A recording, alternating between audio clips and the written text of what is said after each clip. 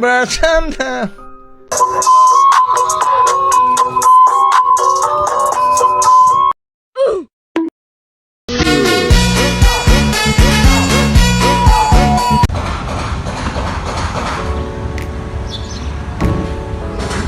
Assalamualaikum warahmatullahi wabarakatuh. Perkenalkan, nama saya Bunda Buki di ANPM 0227221137 semester 5 program studi akuntansi Universitas Syarif Ternate.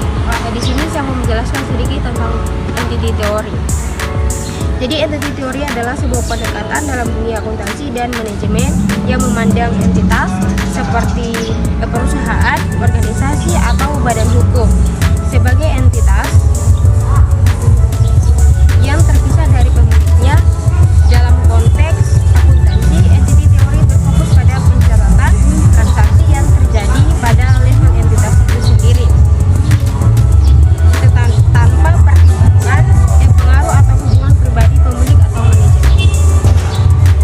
Secara umum, entity theory menyarankan bahwa entitas bisnis harus diperlukan secara mandiri di luar identitas atau kepentingan pribadi individu yang terlibat dalam entitas tersebut. Dalam pendekatan ini, entitas dianggap sebagai objek yang dapat memiliki aset, kewajiban, serta menjalankan aktivitas bisnis secara terpisah dari pemiliknya. Dalam konteks akuntansi, entity theory memberikan dasar untuk laporan keuangan yang mencerminkan kondisi finansial sebuah perusahaan atau organisasi secara independen. Misalnya, laporan laba rugi atau neraca yang disusun berdasarkan entity theory hanya mencakup aset, kewajiban, dan entitas memiliki entitas tersebut tanpa memperhitungkan kepemilikan atau perusahaan pribadi pada pihak-pihak terkait. Salah satu aspek penting dari entity theory adalah bahwa transaksi yang terjadi dalam entitas harus dilaporkan berdasarkan entitas itu tersendiri. Sebagai contoh, jika seorang pemilik perusahaan membeli mobil untuk menggunakan bisnis, pembelian tersebut dicatat sebagai aset entitas, bukan aset pribadi pemilik. Yang berikut teori dalam praktik akuntansi. Dalam akuntansi, entity theory sangat penting untuk memastikan bahwa laporan keuangan perusahaan mencerminkan posisi keuangan entitas itu sendiri. Misalnya, jika sebuah perusahaan memiliki hutang tersebut akan dicatat sebagai kewajiban perusahaan, bukan sebagai kewajiban pribadi pemilik. Hal ini penting untuk menjaga transparansi dan akurasi dalam penyusunan laporan keuangan. Berdasarkan entity theory, perusahaan juga dapat mengalokasikan keuntungan atau kerugian untuk kepentingan entitas, bukan untuk kepentingan individu. Dalam hal ini, meskipun perusahaan dimiliki oleh individu atau sekelompok orang entitas, tetapi dianggap sebagai entitas yang berdiri sendiri dan dapat menjalani aktivitas ekonomi secara mandiri. Selain itu, entity theory memberikan dasar bagi pelakuan pajak dan kewajiban hukum entitas yang terpisah dari pemiliknya. Misalnya, jika sebuah perusahaan mendapatkan keuntungan, pajak akan dikenakan pada perusahaan itu sendiri, bukan pada pemiliknya secara pribadi. Menurut entitas financial proprietorship theory, entity theory sering dibandingkan dengan teori kepemilikan pribadi atau proprietorship theory yang berpendapat bahwa entitas bisnis tidak terpisah dari pemiliknya. Dalam teori ini, keuntungan dan kerugian bisnis dianggap sebagai keuntungan dan kerugian pribadi pemilik. Perbedaan mendasar antara entity theory dan proprietorship theory adalah bahwa dalam entitas teori, perusahaan dianggap sebagai entitas yang terpisah, sementara dalam proprietorship theory tidak ada perbedaan antara perusahaan dan pemiliknya. Namun, entity theory lebih sering diterima dalam praktik akuntansi modern, terutama karena memberikan gambaran yang lebih jelas dan objektif tentang posisi keuangan perusahaan. Dalam hal ini, entity theory lebih cocok digunakan untuk perusahaan besar yang memiliki pemilik lebih dari satu atau yang berbentuk badan hukum seperti perseroan terbatas. Yang berikut contoh penerapan entity teori dalam bisnis. Misalnya, sebuah perusahaan bernama PT ABC. Dalam entity teoris, semua aset dan kewajiban yang dimiliki oleh PT ABC akan dicatat sebagai bagian dari neraca. Perusahaan tersebut bukan sebagai bagian dari neraca pemilik perusahaan.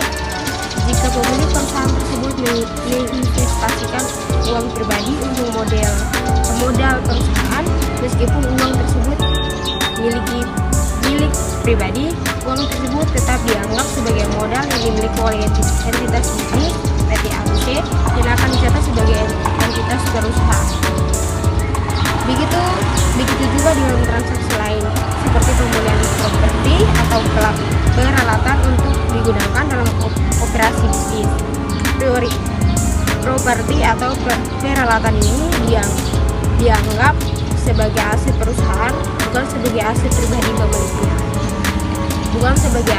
pribadi pemiliknya. Teori memastikan bahwa laporan keuangan perusahaan dapat mencerminkan keadaan yang benar-benar sesuai dengan posisi dan kinerja perusahaan itu sendiri, bukan mencampur adukan dengan posisi pribadi pemilik. Yang berikut melakukan entity teori dalam pengelolaan bisnis. Entity teori memberikan bahwa manfaat dalam pengelolaan bisnis, terutama dalam hal akuntansi dan laporan keuangan. Salah satu manfaat utamanya adalah memastikan bahwa entity dapat diukur dan dievaluasi secara objektif tanpa adanya pengaruh pribadi dari pemilik atau manajer. Dengan demikian, pengambilan keputusan dapat dilakukan berdasarkan informasi yang lebih akurat dan terperinci mengenai kondisi keuangan dan operasional perusahaan. Selain itu, entity teori juga memungkinkan adanya perbatasan tanggung jawab antara entitas dan pemilik.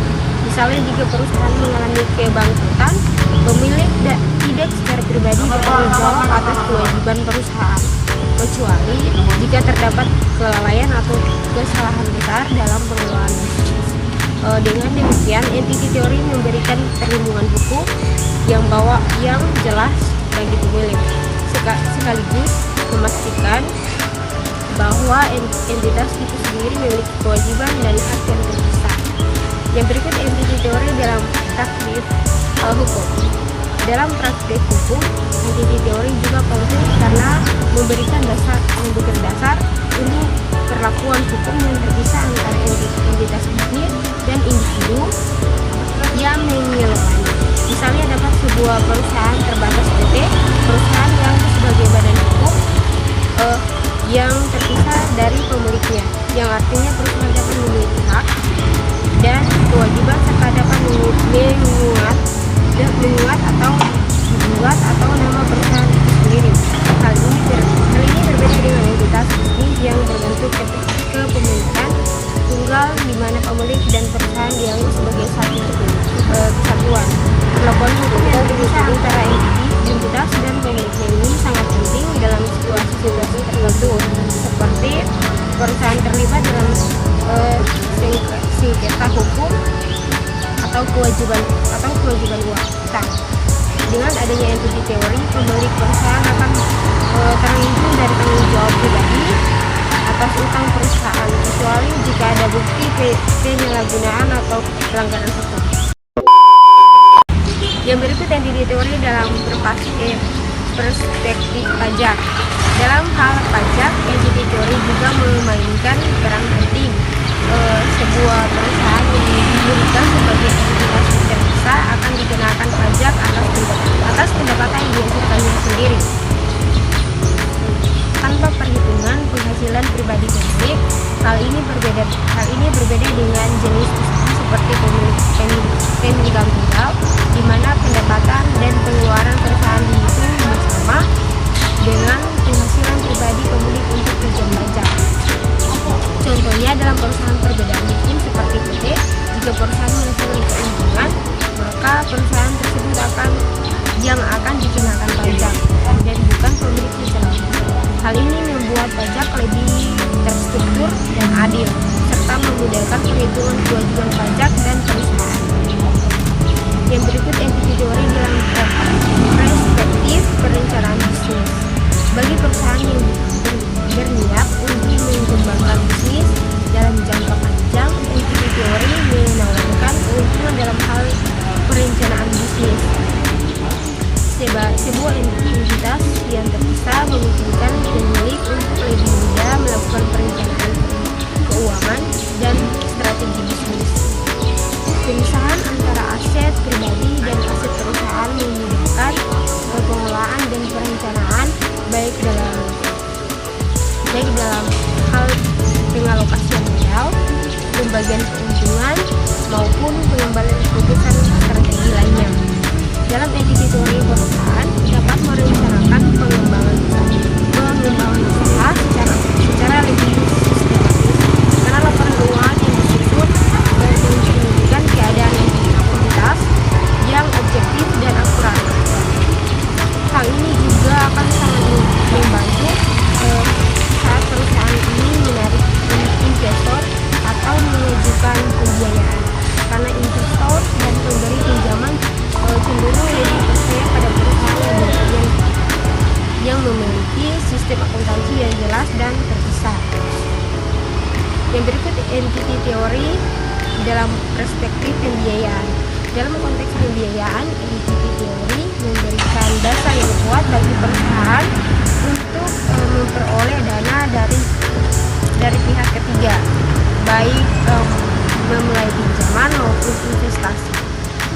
Sebagai contoh, jika sebuah perusahaan ingin mengajukan pinjaman kepada bank akan mengevaluasi laporan keuangan perusahaan untuk menilai kemampuan perusahaan dalam menunaikannya. Dalam hal ini, posisi keuangan perusahaan yang terpisah dari pembelinya akan memberikan gambaran yang jelas mengenai perusahaan dalam mengelola utang dan investasi. Jika perusahaan berbeda hukum, pemiliknya tidak bertanggung jawab secara pribadi atas utang perusahaan. Oleh karena itu, pembiayaan yang diberikan kepada perusahaan tersebut hanya berdasarkan analisis terhadap kondisi dan kinerja keuangan perusahaan itu sendiri, bukan kondisi keuangan pribadi pemilik. Hal ini akan mempermudahkan perusahaan untuk mendapatkan pembiayaan dalam jumlah yang lebih besar. Baik, mungkin itu dari saya, penjelasan dari saya tentang entity teori. Assalamualaikum warahmatullahi wabarakatuh.